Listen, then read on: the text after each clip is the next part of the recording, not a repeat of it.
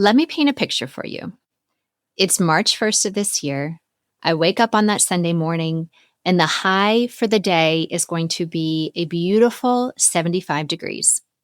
I'm sitting in the little sunroom off of our kitchen. I've got a table there with a chair, and I have a pile of about 5 or 6 of my favorite cookbooks and a pen and a sheet of notebook paper. And I just remember thinking, okay, it's time. I'm back. I'm ready to get in the kitchen and I am ready to get out of this rut. Now, the impetus for all of this was that my husband Stuart was going to be out of town for about 4 nights. He had some work travel lined up, which meant I was going to be the one making the breakfast and the school lunches and the dinners each day while he was out. And I had been in a cooking rut, like a real one, the kind that sneaks up on you in February, sometime after the holidays have passed. And you don't fully clock it until early March shows up. The weather starts to warm up and you realize, man, I have not cooked a real meal in a lot longer of a time than I would like to admit. So I gave myself a little challenge. I wanted to cook every night he was gone, 4 nights. And if you know me well, you know I do not cook on Fridays. So Friday was going to be my special reward at the end of the week. I had a plan and I was ready.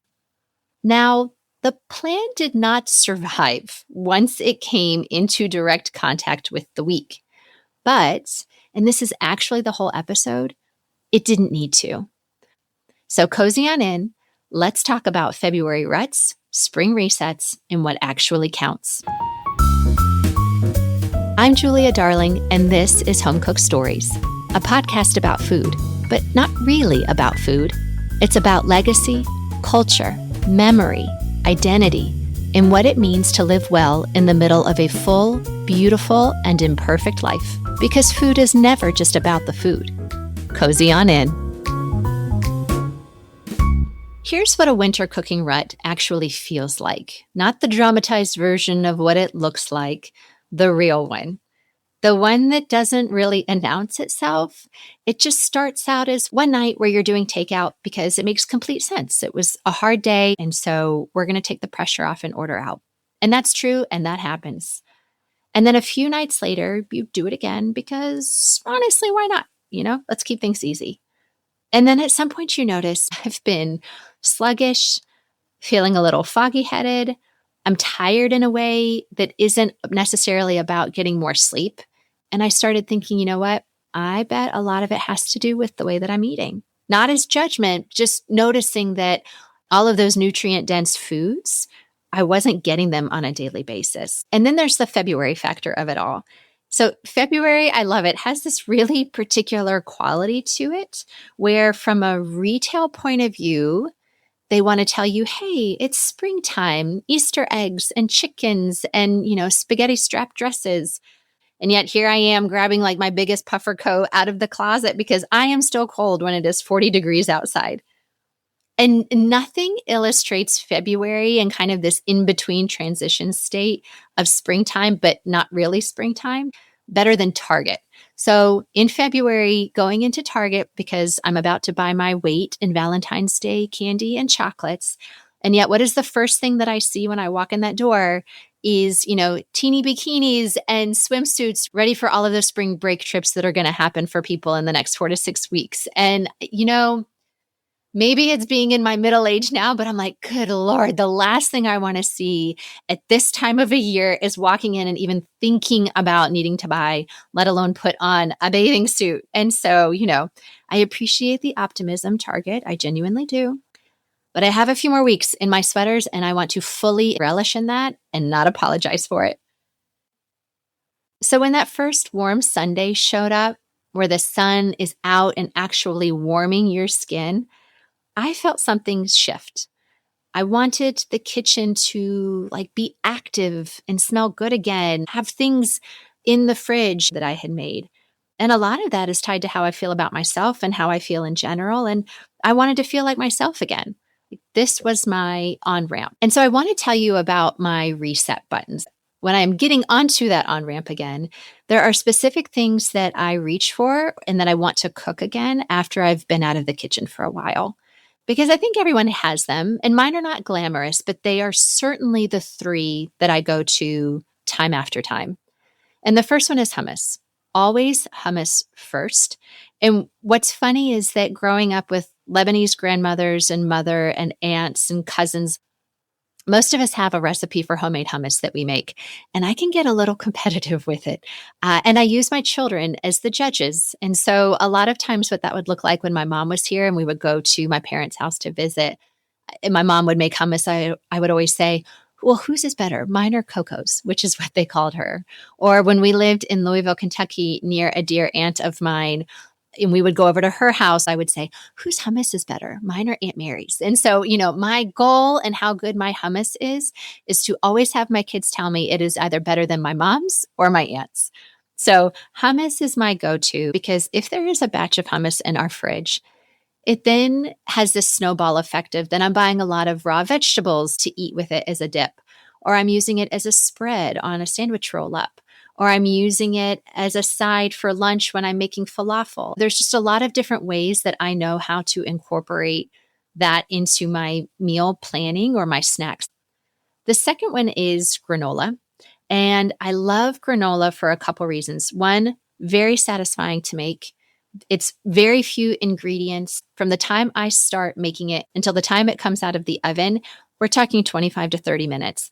And it has this beautiful way of making the whole kitchen smell warm with that smell of cinnamon. It's got that little taste and flavor of honey in there. The kids will inevitably always come into the kitchen and say, ooh, what smells good? And then they're reaching their hands to take little bites off of the pan when it still honestly is probably too hot to handle. But that makes me feel really good when I see them enthusiastic about what I am making and the energy that's coming out of the kitchen. And then the third thing is soup, specifically chicken noodle soup. And chicken noodle soup is kind of one of those universal crowd pleasers in our family, much like you might have a spaghetti night or a taco night, or, just kind of those one or two things that if you make it, everybody in the house will be happy about it.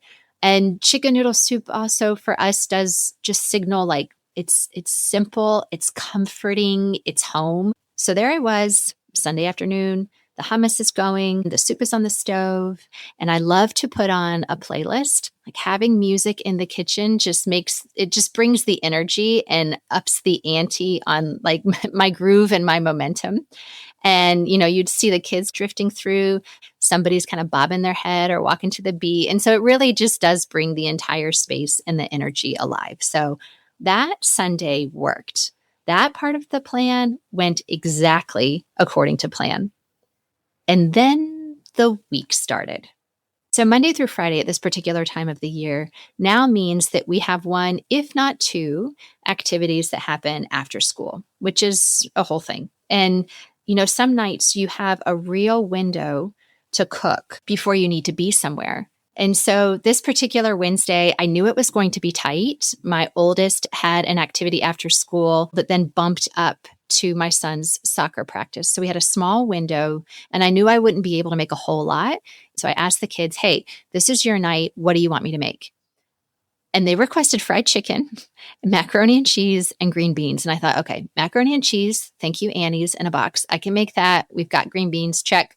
The fried chicken, we're going to the grocery store. They've got those buckets of fried chicken. So I picked one of those up on the way home from school. I put the pot of water on the stove. And then a work call happened and completely derailed the rest of that plan. I remember getting off the phone, looking up at the clock and was like, oh, shoot, there are 15 minutes before we've got to get out the door and over to soccer practice. And so my kids are going, well, what are we supposed to do for dinner? I thought it was mac and cheese and fried chicken. And I was like, grab a piece of fried chicken out of the bucket and then go put your cleats and your soccer jersey on because we've got to get out the door.